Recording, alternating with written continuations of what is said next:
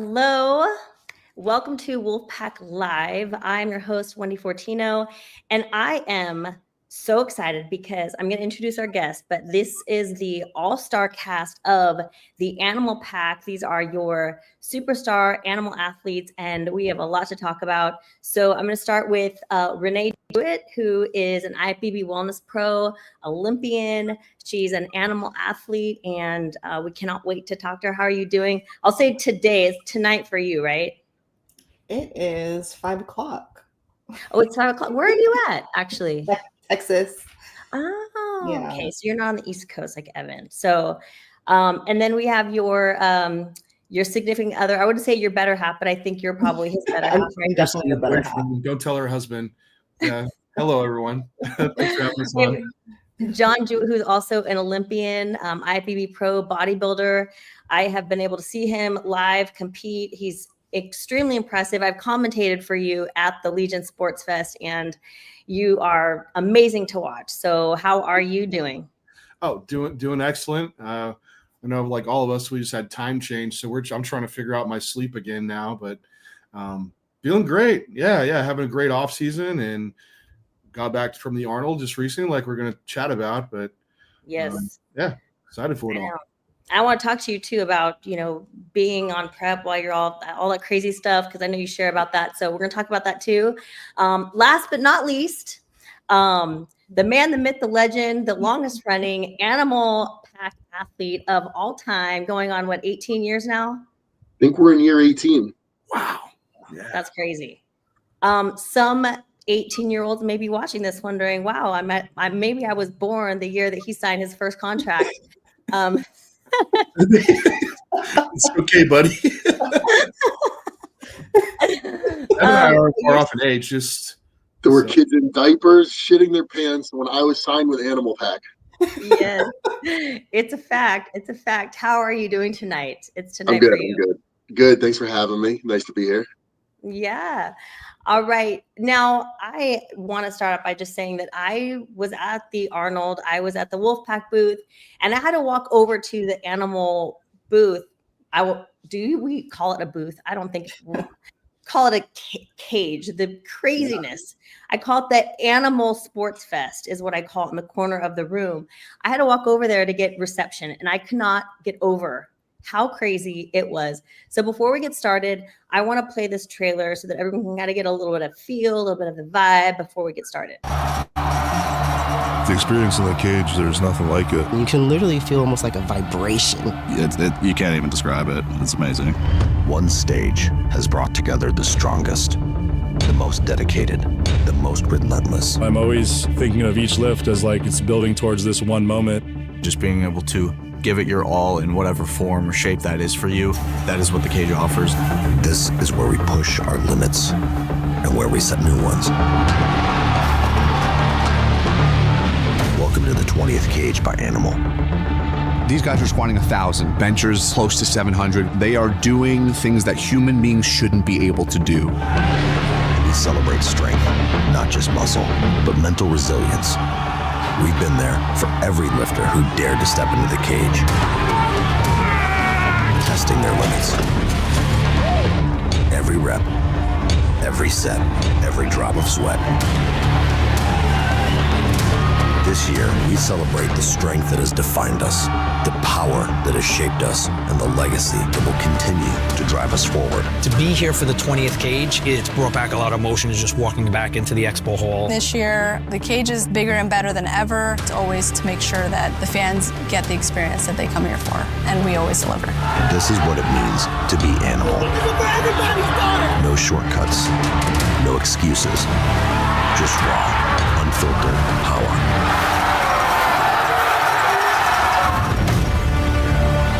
20 years of The Cage by Animal. Wow. Gosh, that's so intense. Have you guys all seen that? Yeah. That's actually the first time that I saw that trailer. But wow. Yeah, that's exactly what it's like. It honestly gives me chills just watching it because it's just so visceral. And how can you not just be about Animal after watching that? What what an immense experience that is to see it live is something else. Yeah. Evan, tell us about the animal cage. Like because you've been around for 18 years. So how did the animal cage get started, and tell us about the evolution of it over the past several years? So in the beginning, it became apparent pretty early on that fans or attendees, to the Arnold really liked the opportunity to take part in testing their own strength, right? So in the beginning, a lot of it was fans being able to step up, take part in, whether it was a bench press competition, a deadlift competition, and kind of compete against their peers. Just, maybe bench your body weight for as many reps as possible, things of that nature. And it would be kind of alternated with strength athletes brought in to do exhibition type lifts. And over the years, the athletes being brought in were just kind of hitting new, higher and higher levels.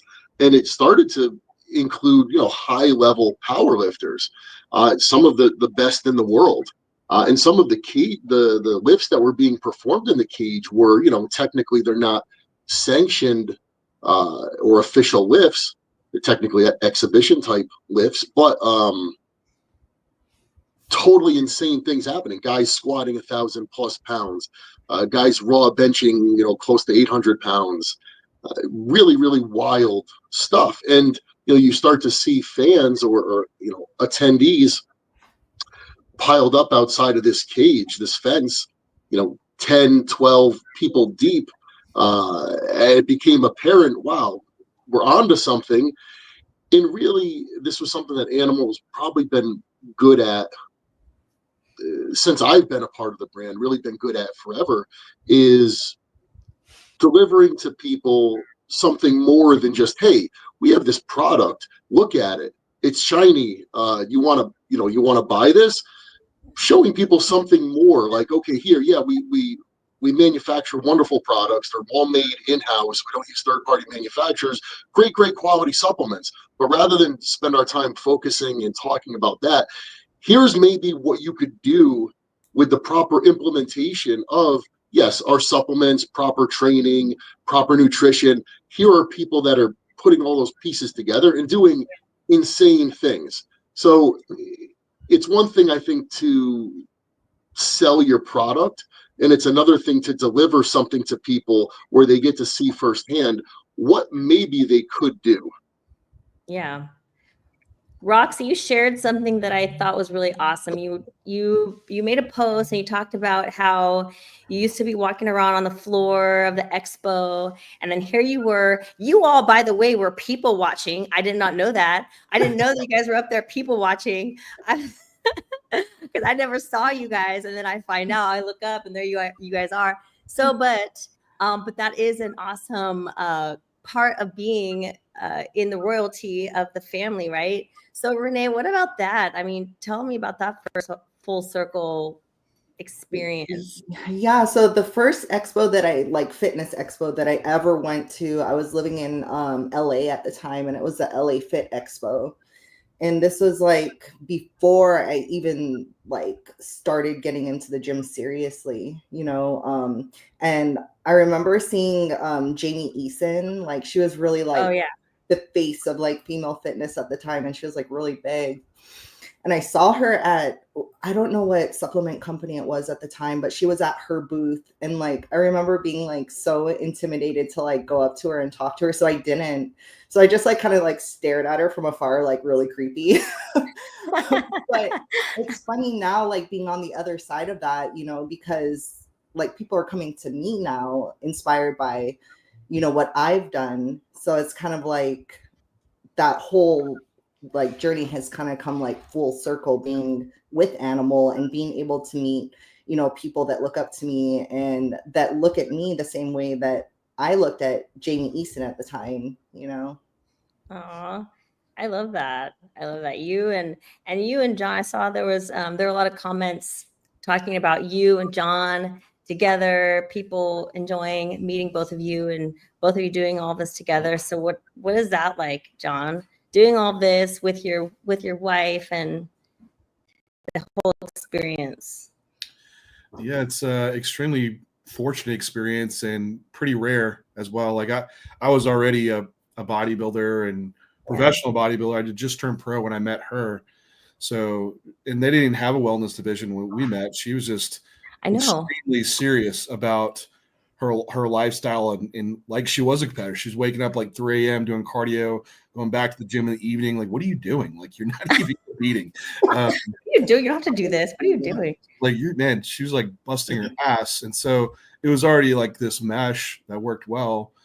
And who knows what that was to be, right? Like she turns pro, but right before she even turns pro, Animal approaches her, just seeing the work ethics that's there, because Renee trains extremely hard. And it's probably why we're okay to have a training date together, because our first time I was like, I let her do a leg workout and she led it. I was like, hey, how many reps are we going to do? The squat. She's like, all of them. I'm like, oh my gosh, 3 sets of 20. I nearly died. But anyway, so she trains hard. So now, like, being able to be with the same company and travel together and help each other out, just share our journey, it's extremely unique. You know, a lot of people are inspired. They want that, you know, they call it like the fit couple or the power couple or whatever, you know, you want to coin it. But a lot of people are in that same situation in their fitness journeys together, competing or not competing. So it's been extremely grateful for the opportunity through Animal to be able to share that together. Aw. You guys, you're still competing. Both of you guys are competing, right? Just me. I would say, Renee, you're taking a little bit of time off. Yeah. We talk about that. We could talk about that. But John, I do want to know, you shared a little bit about how difficult it was for you to have the 4 days kind of thrown off your game. I'm in the same boat. I'm getting ready for a show too. So something that you share a lot of is all the ins and outs of prep, and you do it in a way that really resonates with people. You share it in a really digestible way, no pun intended, but you share about digestion too. So tell me about that, the 4 days that you had kind of thrown off your game a little bit. Yeah, it's, you know, it wasn't always like this, of course. Like, I was coming up working a 9 to 5. I was a clinical dietitian first, working in the hospital, working on the floor, having clients on the side. So you have your coaching business, just like every bodybuilder is trying to, as many jobs as you can to like pay your supplement bills and whatnot. And then cardio morning training, right? So you're eventually always trying to head towards, how can I bodybuild more efficiently and live that life? And that's kind of how my whole process has always been looking in the future of, how can I just bodybuild? Like, what job allows me to bodybuild more efficiently? So I've just come to a position that we all kind of do, and fortunate to be able to just work at home, and everything revolves around bodybuilding now, which, to be a really good bodybuilder, most of us just stay at home, don't travel a lot, and every day is kind of the same thing, monotonous. And who can stay more monotonous doing the right things is usually the guy that can make a lot of progress. So those times to, like, the guys that go travel around and do all these expos, they're extremely taxing, especially if you've been the guy that has been kind of homebound for that long. And Renee and I, we're both pretty introverted, so it's a lot to go to an expo and be like flooded with people all day long, which we worry about, like, hey, man, I don't want to get sick out here or throw me off. So when we go out to these expos, it's like, just take the whole weekend off, don't train at all, and just rest in the room after interacting with people. But it does just travel and everything by this level can easily throw you off. And I realize it throws me off even more the bigger I've gotten. Being 212, it wasn't as big of a deal, but now, you know, being up like 40 pounds, it's like this is a lot easier to get thrown off. So, but I cannot complain, because it's extremely fortunate situation that I'm in. I'm happy to go out and be part of the Animal booth and at the Arnold Expo. Like, I would have done anything for that experience when I was first starting. So yeah, you leaned into it. I mean, I feel like you leaned into the opportunity. It's like you said, I'm going to be off my game for 4 days. So what I'm going to do is I'm going to come out of that, and my next week is going to be super productive, because I'll call it a deload, and then I'll just like ramp it back up. But Evan, you're nodding your head. Like, because you were a popular, when you were in your phase of competing? Like you were really popular, probably traveling. You're nodding your head. What's going through your life? John really hit it dead on, and that it's the way I always felt. I mean, being a good bodybuilder is who can embrace the monotony best, and it's about having every day be as perfect as possible and doing it for as many days in a row as possible. And those, perfect days turn into perfect weeks and perfect months and then a perfect year, and then boom, you've made significant progress. And that's how you do it. But for I don't think people necessarily take into account, like if you go and you travel, and just to use a kind of a square period of time, a week, and you're away for a week, you didn't just miss a week, right? You got thrown off. So usually you're going to go home. You have to take a whole week to get back to where you were prior to leaving. And then the week you were away was a missed week of progress. Mm-hmm. So when it's all said and done, you kind of missed like 3 weeks. You're stressing me out right now. Yeah, God forbid you don't get sick too, right? Yeah. Then maybe you get sick. It's not ideal. And to John's point, the bigger you get, the harder it becomes. I mean, when you're talking about somebody who's 40, 50, 60, 100 pounds over what they would normally be, even on a perfect day, your body doesn't want to be that. So now you're introducing all these other variables to throw more kinks into the mix. You can regress really easily, but you do come to the realization that you are in the business of bodybuilding. It's very tough, I think, for most guys, balancing being as good of a competitor as possible with being somebody who embraces the business of it. Bodybuilders aren't good with balance. Bodybuilding is a sport that is kind of the antithesis of balance. It is. So, embracing the business and embracing the competitive side, that's tough to do both simultaneously. Yeah. What was your mindset going in, John?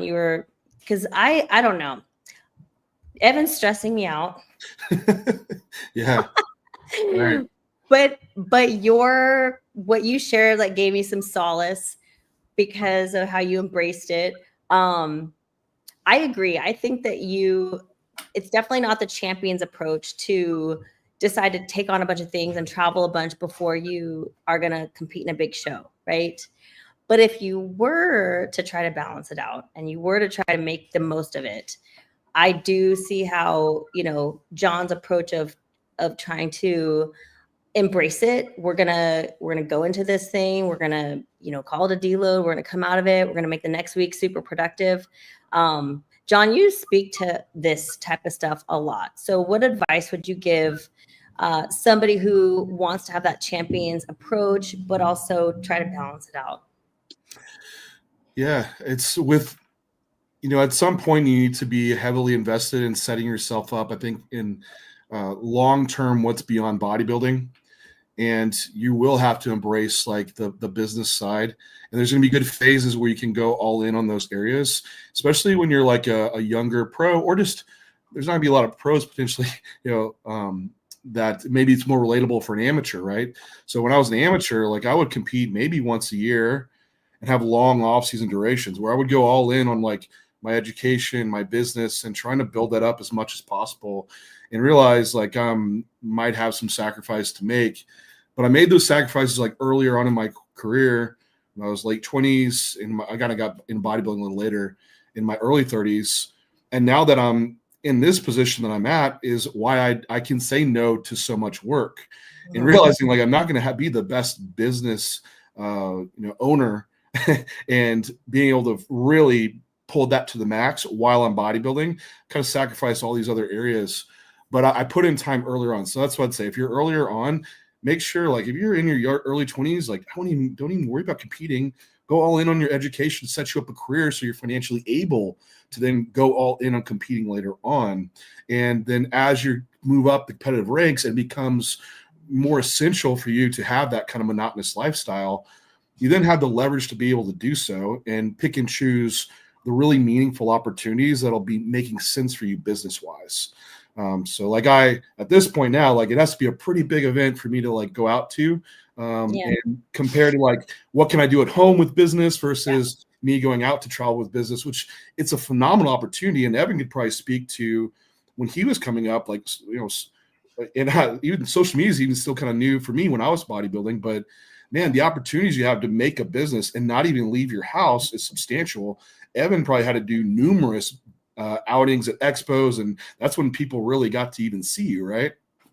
Yeah, and there's kind of this weird, not weird, but kind of this split where, at this point, John, probably I would consider us to be maybe a little bit more old school in that we came up at a time where you did have to be a good competitor to get someplace.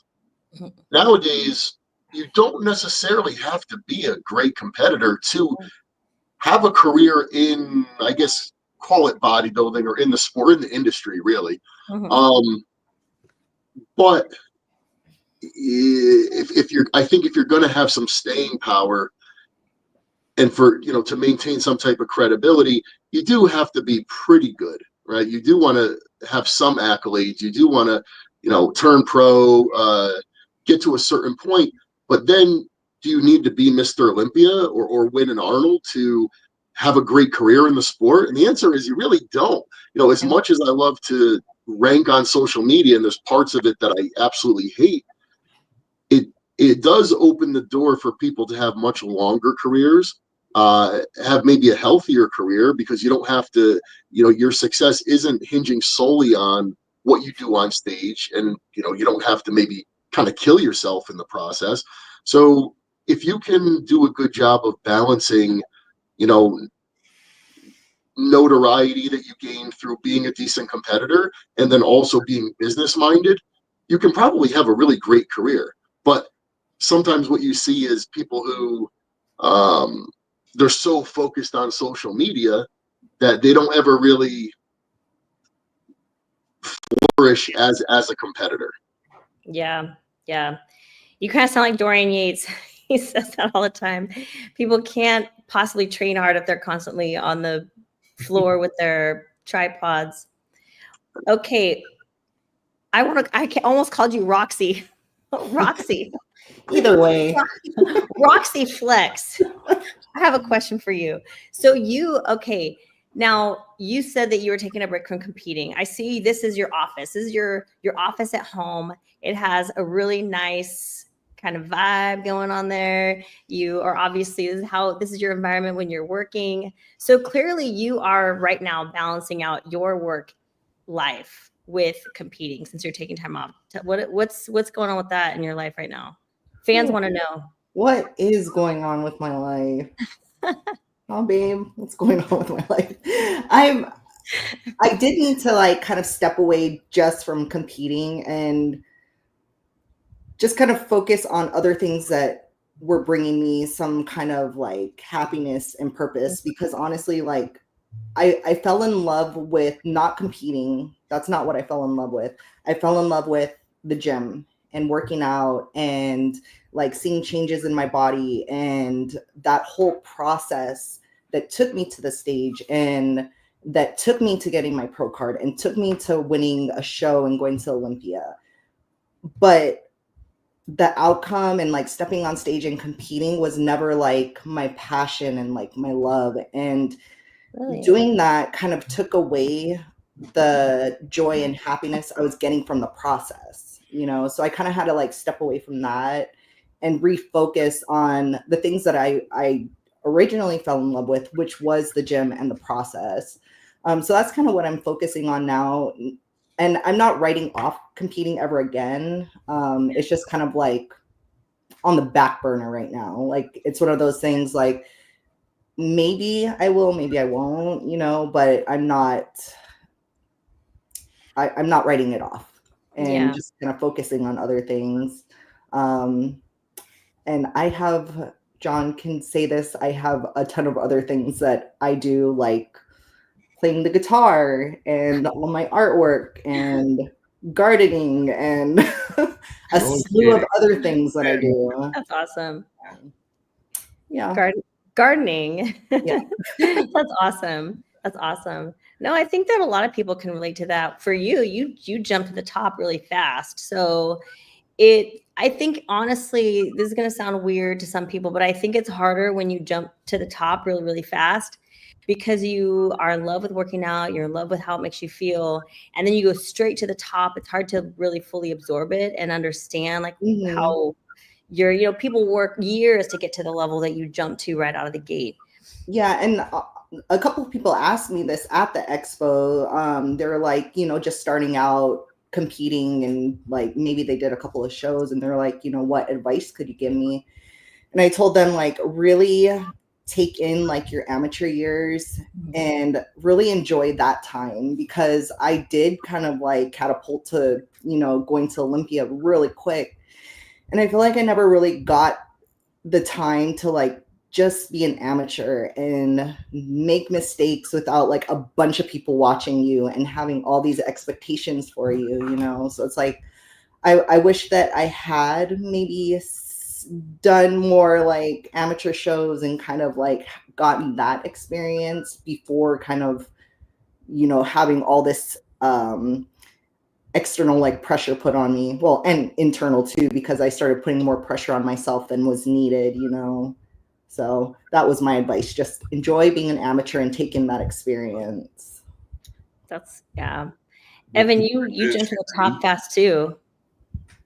Yeah, I was really fortunate to have a pretty quick ascension. I kind of topped out pretty quick too. It was cool. I mean, to Renee's point, I mean, I got on stage kind of just as a side effect. I loved training. I loved the process. I never really liked competing. I mean, is there anything innate inside me that just says, yeah, I want to put on a pair of posing trunks and get up in front of an audience? Like, that's not how I feel. I want to do a routine to music. I want to go pose to music. No, not at all. I love weight training. Love the dieting. I love seeing the transformation that takes place. I mean, you're talking to a kid who was fat his whole childhood. Like, so seeing that whole process take place and feeling good about yourself, and that's really the good stuff. And I think there's a lot of people who maybe get involved in the sport, especially because of social media being what it is. They think, okay, if I get on stage, people are going to think I'm cool, or this is going to boost my popularity, stuff like that. And that's just, I don't know. I mean, I think it's stupid. It's not an easy sport. It's not an easy process. In order to do it and to do it well, I think you have to like it. And it's too much, and it's too hard to do if it's something you hate. And that aside, I mean, life is short. You could drop dead anytime. Why would you spend any amount of time doing something that you don't love or you don't feel, satisfied in doing? And I think there's a lot of people who maybe get involved in the sport for the wrong reasons. And I would tell them, just do something you want to do. Do something that you feel fulfilled doing, that you enjoy. Because, I don't know, just life's too short anyways. John, we're in the business of giving advice right now. What's your advice? I power to both of you, because I think the stage wasn't as meaningful, right, as like the weight training piece. So like to see Renee like so untied to it, like she can just walk away from it, and it's not really this extreme. I know you struggle, right, but it's not as much. I of course love training. That's how a lot of us usually start. I wasn't huge on competing. I didn't dream as a boy dancing on stage in trunks. Definitely my dad didn't either. Dancing. However, through doing it and the experience and getting better at it, now I love getting on stage. Like it's like I feel like I'm in my zone, and I am just standing on top of the world and truly fulfilling my purpose in that moment. Yeah. And it is a bit fearful of the other side of what's that like, not having that anymore, and knowing like this is kind of the peak for me, and that there might not be another area, at least physical, that I'll be able to ascend to, like bodybuilding. And so it is kind of a struggle point of, on the backside of bodybuilding, what does that look like? And just really making the most of it and enjoying every single moment of it. And earlier on in my career, I was so focused on outcomes that it could even ruin the show experience, and pissed off because you got third place or whatever, and your family's there and you're just like miserable to be around. And so I've completely changed that. So now, like, every moment I'm just so grateful for, like, on stage, like meeting people on backstage, or the athlete meet and greets, like everything. I try to take it all in, bring a video guy out to film all of it and make it into a production, so I could always like have that to cherish. So that's been like a real change point for me. So I'd say, like, earlier on competitors, like just that experience is such a precious moment, that just be thankful and grateful for every moment you have to do it, whether you're last call out or not, because like Evan said, you don't know what the future holds for yourself. So enjoy those experiences. Yeah. And when it's not fulfilling anymore, that's when it's time to move on, and don't focus on just being on the status or the outcomes, because that's a very low fulfillment point for you. And that real fulfillment point is when you're reaching like your full potential as a human, and bodybuilding at some point might top out for you and something else might be calling. And that's the time when you should make that transition. So I guess I'll make that transition soon at some point, and find the next thing to develop John into something beyond bodybuilding. That's awesome. You don't have to have it all figured out, but I do have a question. How many years have you been an animal athlete now? 8 years. Okay. When you talk about what's on the other side, I mean, you still have like 10 years to catch up to Evan. So I think that you definitely have something on the other side still. 50-year-old animal athlete. So don't worry about that. Don't worry about that. But I mean, here we have, I have like 3 of the best athletes ever in this industry here. And it's interesting because I think that the most relatable thing for everybody is like, it looks like you have it all together, and we don't have to have it all figured out. We don't have to know exactly what the next step is going to be like.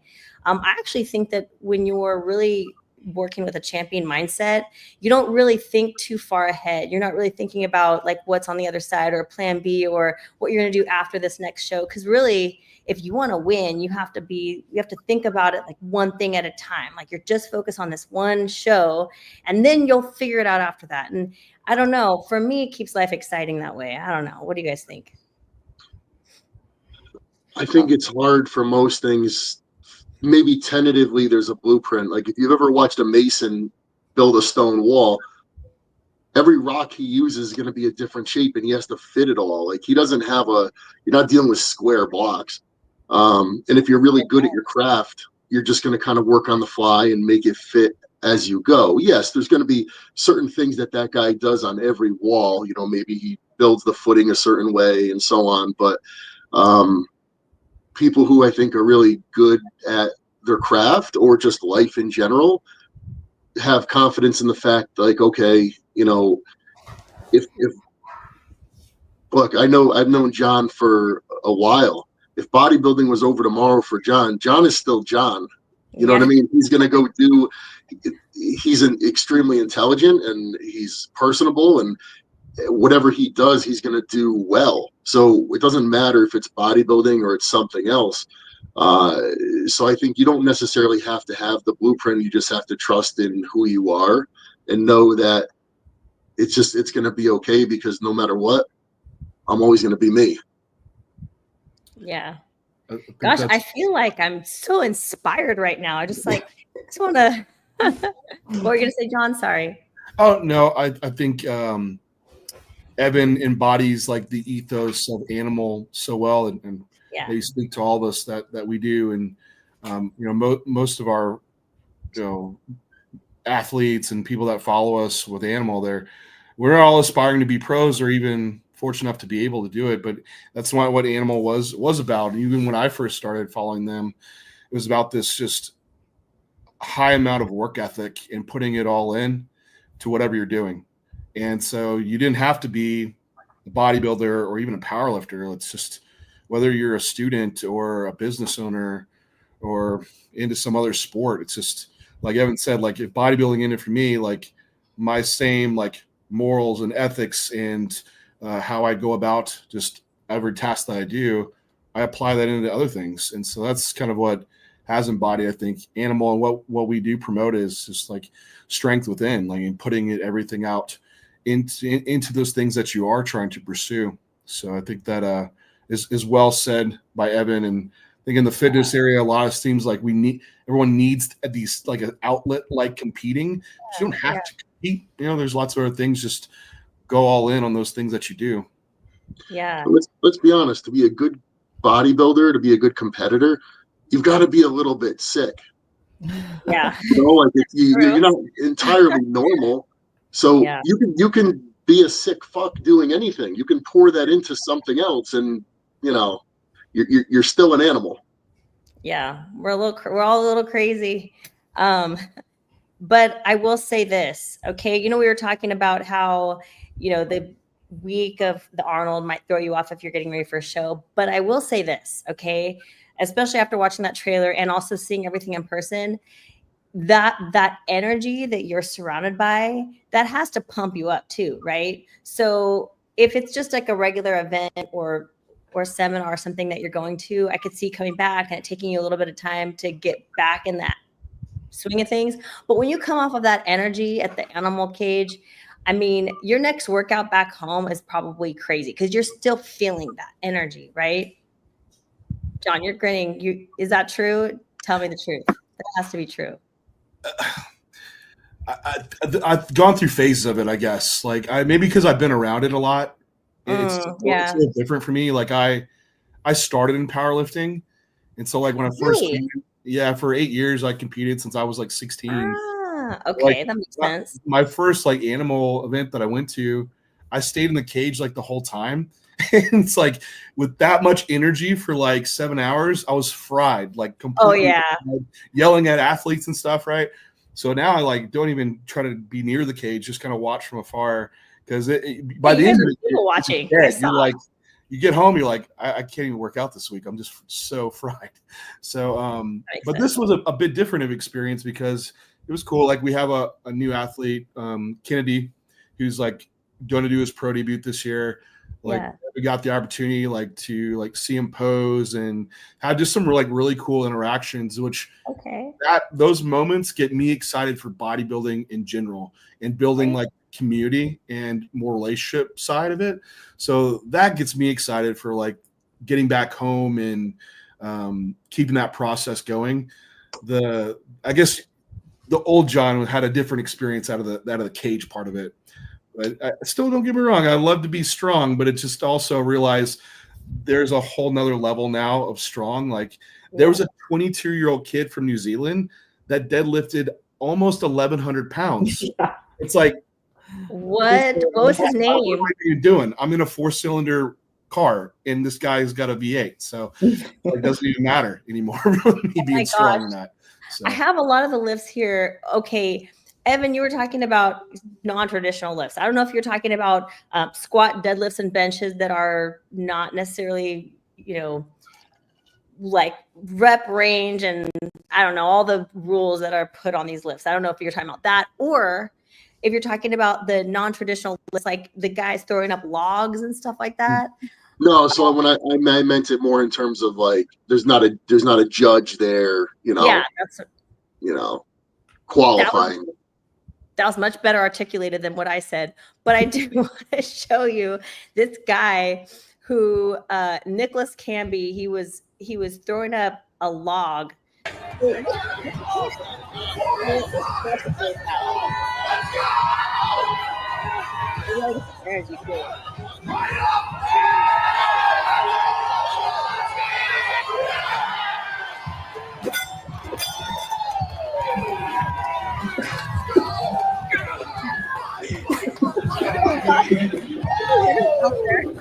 His reaction kills me.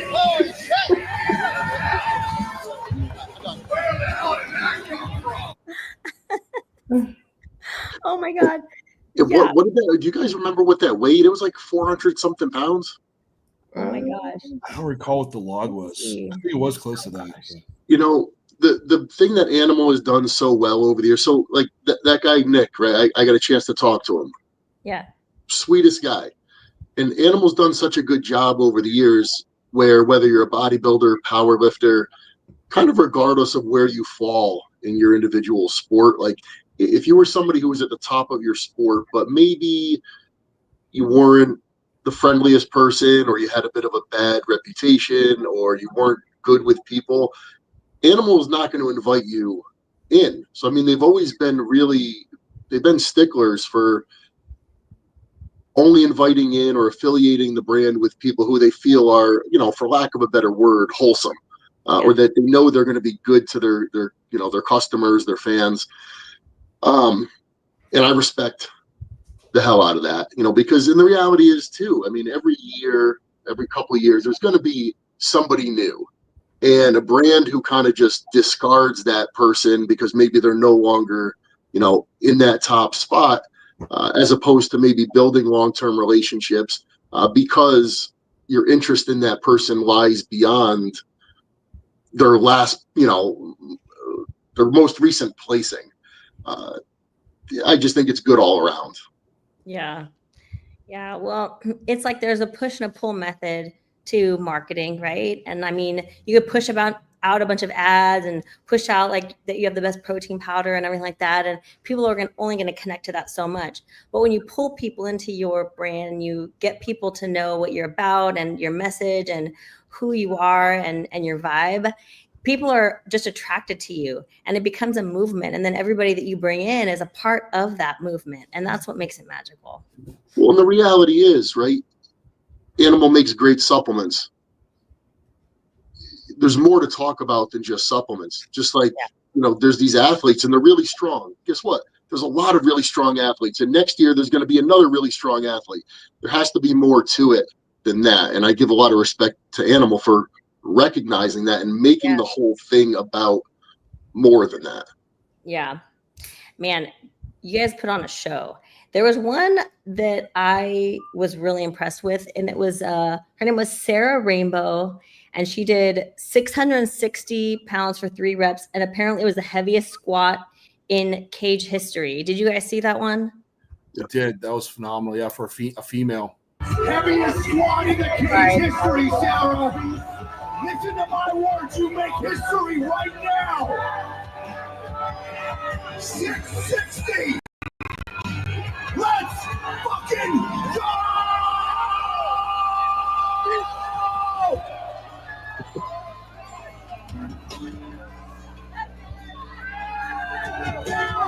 You guys aren't loud enough. Let's go! Let's go!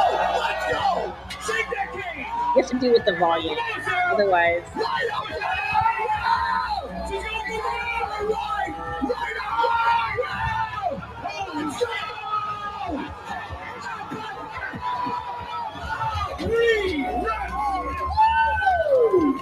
That was incredible, guys.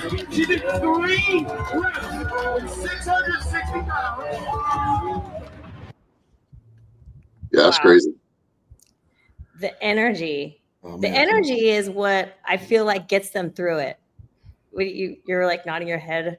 Yeah. Renee, you agree? The adrenaline. Yeah, it's intense. Like people just exceeding expectations. Like, well, they'll set their list before, right, to bring people in. Yeah. And they're always going for more. And the audience in cage can really even push them even farther. So it's if you haven't been to the Arnold, it's an expo. It's a bucket list item if you're into fitness at all. Even if you're not into like powerlifting or strongman, you should see this. So definitely come by the cage because these guys they're going on. I don't think I've been a year where I've seen more deadlifts over like 900 pounds, which is crazy. Like one of our animal athletes, John Hack, he deadlifted 900. Then some other guy was going back to back with him deadlift 900. Then there's that kid I just mentioned from New Zealand. Yeah, did over 1,000, the same amount of weight as Thor Bjorkson. What's his name from the what is it? Mountain. The Mountain. Yeah, pretty wild. There's another one that I want to share, but I want to just really fast talk about the power of the human spirit, because I think that this is what the animal cage produces that makes it so magical. I think that when you have that much energy around you and you're getting ready to perform a lift, there's like this out of body experience, this next level amount of like human power that doesn't actually exist, but we somehow generate it. This is my belief system. I feel like we generate it almost magically when we are faced with this crazy amount of adrenaline, whether we're trying to save someone from a burning house or we're trying to perform a crazy lift to entertain people, whatever it is. It's so crazy to see it in action, in real life, happening just right there before your eyes. You know what I mean? Definitely. Yeah, I think there's a lot of mental constraints that we put on physical output.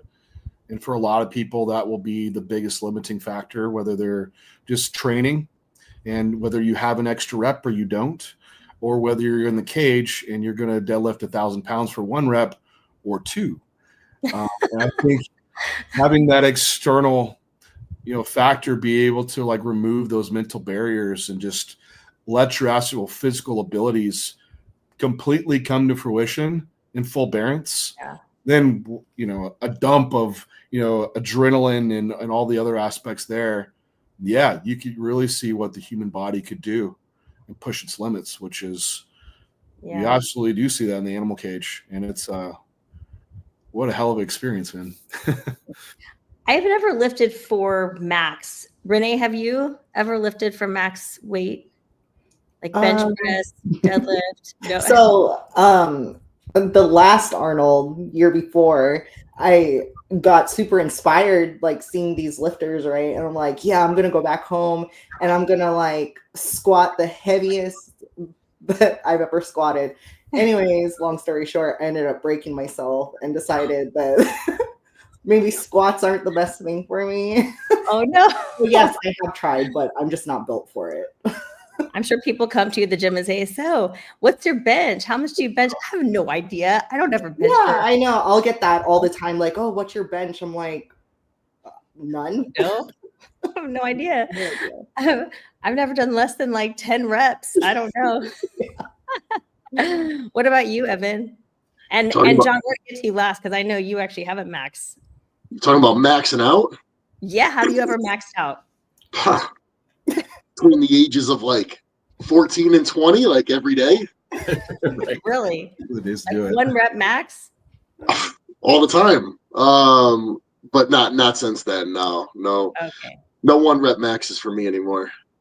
Okay. Well, we don't have to talk about numbers unless you want to. I kind of feel like you're calling me out now. Okay, we'll start with John. John, you did this competitively. So what about you? Squat, deadlift, bench?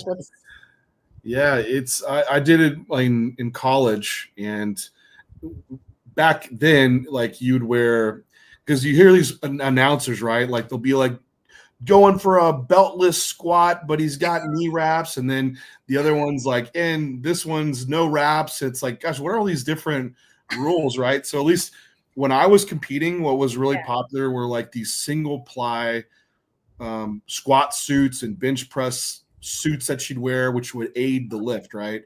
So that's what everyone used. What's real popular now is not using them, and maybe you just wear a belt, which is a lot simpler. But anyway, long story short, my best lifts in competition I did for all 3 lifts were a 617 squat, a 606 deadlift, and I benched 634, which my bench was really, really good. I could bench more than I could squat. I was going to say, wait a minute. I did that only. I only did bench press competitions only for a long time. Wow. When I got in college is when I started competing, and that lift was kind of coming up. But on a bench only competition, my best was 706, and that was at 220 pounds. But can't even do anything close to that now. Bodybuilding training is completely different, and I'm way bigger now. So that's crazy. I'm sorry. I totally interrupted you. I said you're all show no go now. Yeah, exactly. I only go is in posing trunks and flexing. That's functional as I am. Hey, nothing. You just have to look good. You don't have to perform. That's the beauty of it, right? You just have to people watch. I'm going to keep teasing you guys about that. Okay, Evan, you don't have to share, but if you want to, you can. I mean, by the time I was like my strongest, Yeah. I was staying far away from 1 rep maxes, but geez, at my strongest, I was probably squatting 6 plates for 8 to 10. I've benched 465, so 4 plates and a quarter on each side for 10. Wow. Deadlift, 6 plates for 12. But wow. I couldn't tell you what I've done, what I could do for 1 and on any of those. Yeah. All super impressive. I want to show you guys this one because this was super impressive to me. And I thought it was really awesome that you all included this gentleman in the competition as well. So AJ wants to do 5 reps. Let's get loud for him. Let's get behind him. Let's get him pumped up.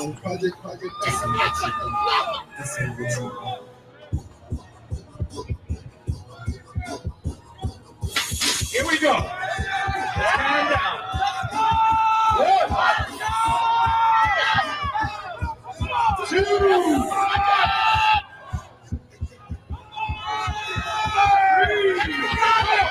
Let's go, AJ. All right, 3 reps. Let's give him a hand. He came in here cold. He did 650 for a single, and then 600 for 3 reps. Great job, AJ.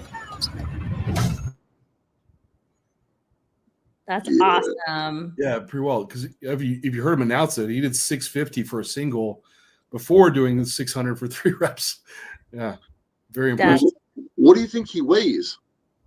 Yeah. Could he be even 100 pounds? Right? I don't know. That's crazy. So he has a 6 times his body weight squat. Yeah. I thought that was one of the most impressive ones because, yeah, I know. It's interesting though because you look at the body types that do really well in powerlifting and Olympic lifting. And then obviously, we become dysfunctional when we're bodybuilders, but we have all this muscle. So it's such a conundrum, right? For people to look at the different body types and say, okay, John, you look like you're definitely probably one of the strongest men in the world. Look at you, right? But you look at the strongest, the people winning the strong competitions, and they're built for power and performance. A lot of them don't have a ton of muscle on their legs and stuff like that. I'm just going to say, just the truth. But that's not obviously how you have to be built for being powerful. So what are your thoughts on that? Yeah, at least with a lot of this, I mean, the unfortunate thing to not discourage anyone around it, but ultimately genetics kind of dictates where your avenue is going to be, where you're at your best, right? So when we were watching one of these guys squat, I think squatted right around 800 pounds for just like 6 reps, right? And I looked at Renee, I was like, look at this guy squat. Like mechanically, it is perfect, right? He's set up to where there's not a lot of knee over toe. His hips like barely have to move back for him to get to depth. It's just like a perfect squat. And like structurally, you can't really change that about someone.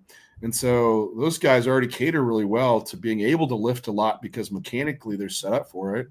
And then you get into muscle insertions and where they're able to pull on bone to make it easier. And then some people absolutely they train, those guys that don't get really big, but they get really strong. Yeah.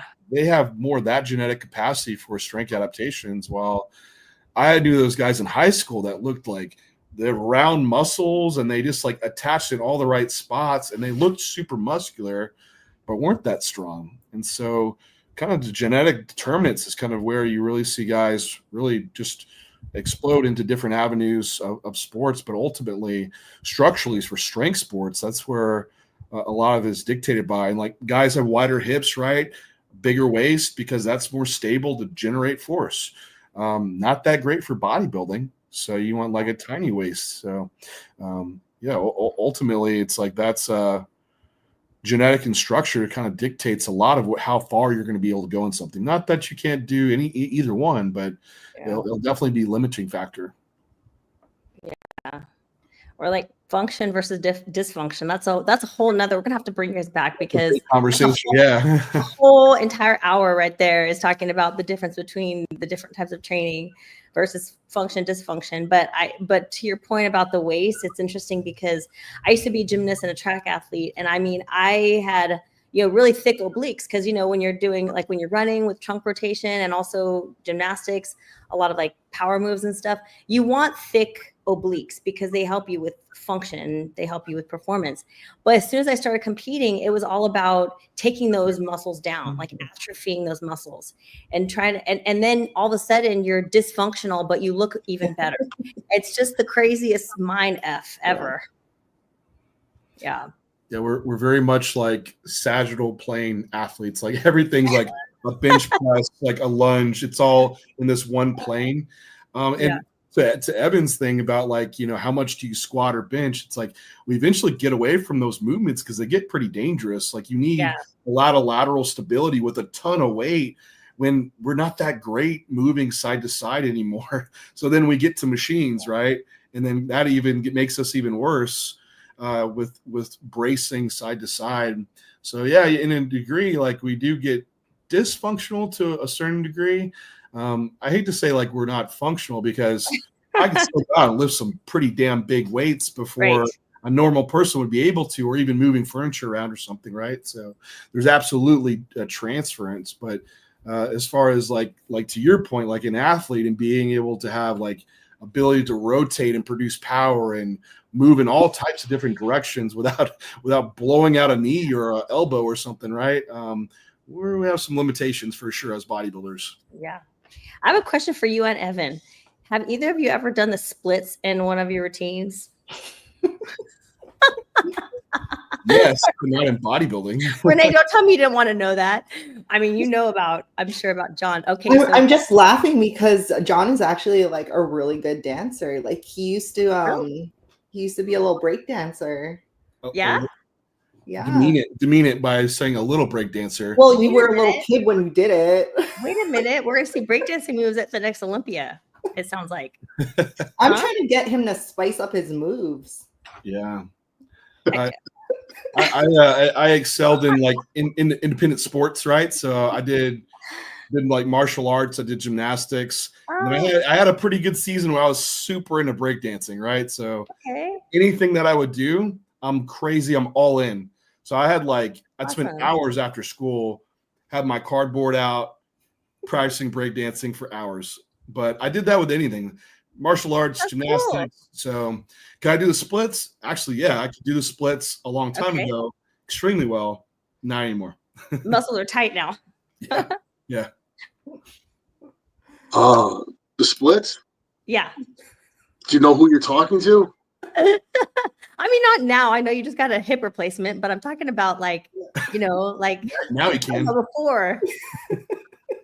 At no point in my life was I built for the splits. Oh, okay. Well, sorry to the fans. You won't be doing a search for Evan in the splits anytime soon. Sorry. Oh well. I'm sure there's other things they can find. But you guys, oh my gosh, you guys are so much fun. This has been awesome. I still feel the energy from the animal cage, and y'all are part of the magic that makes that just so awesome. And so for people to hear from you and see your faces, I think is awesome. So I'm gonna let you guys all have the final word. So Renee, to your fans and the people that love you, what would you like to say to everyone? Every year this is actually only my second year going to the Arnold, but every year that I get to meet, I hate calling them fans because it just always feels so weird to me. I can say that.